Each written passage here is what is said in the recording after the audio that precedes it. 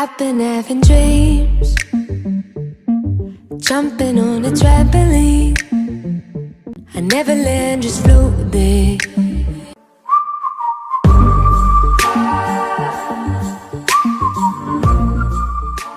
Hello guys, and what's going on everybody, and welcome back to another video.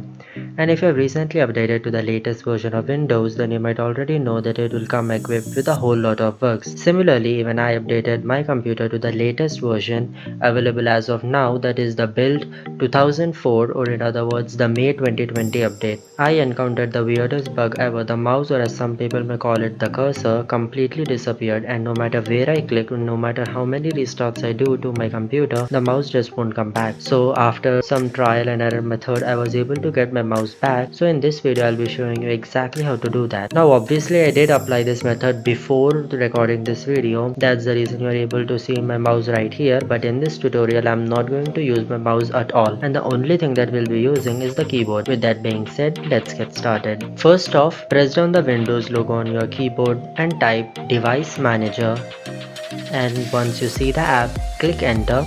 And then once you're in Device Manager, click on the tab key once, and then you'll be able to see the first option getting selected. And then using the arrow keys, head over to the mice and pointing devices. In this case I have to use the down arrow key. Once you're on mice and pointing devices, then click on the right arrow. Doing so will expand that menu. From here you'll either have 1, 2 or sometimes even more than 2 drivers, but it really doesn't matter, just do what I'm going to do in every single one of them. There is absolutely no downside to this method. Now a point to be noted, if you guys have more than one driver, then it will be recommended to first update the HID mouse compliant driver, because that's the one mostly facing the issues. From here click on the driver and click Shift F10 on your keyboard. And from there, using the down arrow key, navigate to properties and click enter. Now guys, again a point to be noted, when you click on properties, you must make sure that the properties tab of the driver should contain all of the tabs above, like general, driver details, event. Even if one of them is missing, that means you have clicked on the wrong driver. And also I want you to remember that there could be more than one driver on your device with all of these tabs. Now from here, click on the tab key on your keyboard several times until you see general being selected, something like this. Here I have to press the tab key 3 times. Once you see general is selected, then using the arrow keys, navigate to the driver, more specifically use the right arrow, and again click on the tab key until you see the rollback driver is being selected. For me it's 3 clicks away, and click enter. In my case I don't really have the rollback driver option because I have already used it, so I'm already running my old drivers. What this is going to do is install the driver which was previously present on your system before the update. So doing this will undo all the updates on the driver, and you'll be prompted to restart your device. So do that, because changes only take place once you restart your system. Now once you restart the system, if you're able to see your mouse or the cursor now, then you are good to go and you can continue using your system normally. Now in case if you're still unable to see your cursor and mouse, then try one of these combinations on your desktop.